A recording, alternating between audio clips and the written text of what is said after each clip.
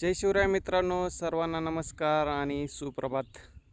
चारा व्यवस्थापन video number 6मध्ये आपल्याला आपण एक अपडेट दिला होता अमरवेलचा. हा आपला चारा व्यवस्थापन व्हिडिओ नंबर 10 आहे, की त्यात मी तुम्हाला दाखवलं होतं की आपल्या पूर्ण जो मेथी घासाचा प्लॉट आहे त्यात अमरवेलचा प्रादुर्भाव झाला होता आणि आपण त्याला स्पॉट ट्रीटमेंट केली ॲक्च्युली.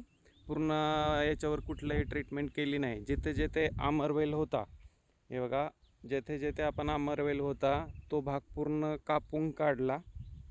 ते सगळे आमरवेल आपण शेताच्या बाहेर नेऊन एका ठिकाणी वाळवून ते नंतर आपण जाळून टाकलेलं आहे. आणि आता जवळजवळ आपले ट्रीटमेंट करून 20 दिवस झालेत. सगळा घास आपला बऱ्यापैकी जोमाने वाढलेला आहे. आणि जिथे अमरवेल होता तिथे तर मला कुठं काय अजून तरी अमरवेल दिसत नाही आहे. आणि घास तसा आता बाकी ठिकाणी मला कुठं त्याचा प्रादुर्भाव दिसत नाही. याचा अर्थ आपण तो प्रादुर्भाव रोखायला सक्सेस झालो असं म्हणायला हरकत नाही. आता ह्या महिन्यामध्ये आपल्याला कळेल अजून कुठे, किंवा ह्या ज्या ठिकाणी आपण ही स्पॉट ट्रीटमेंट केली होती, का इथं पण आपण स्पॉट ट्रीटमेंट केली होती.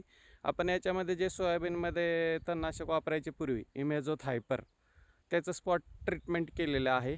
प्रति लिटर 2 ml ह्याप्रमाणे आपण तो पूर्ण पहिला कापून घेतला आहे जमिनीलागत आणि त्याची ट्रीटमेंट केली आहे.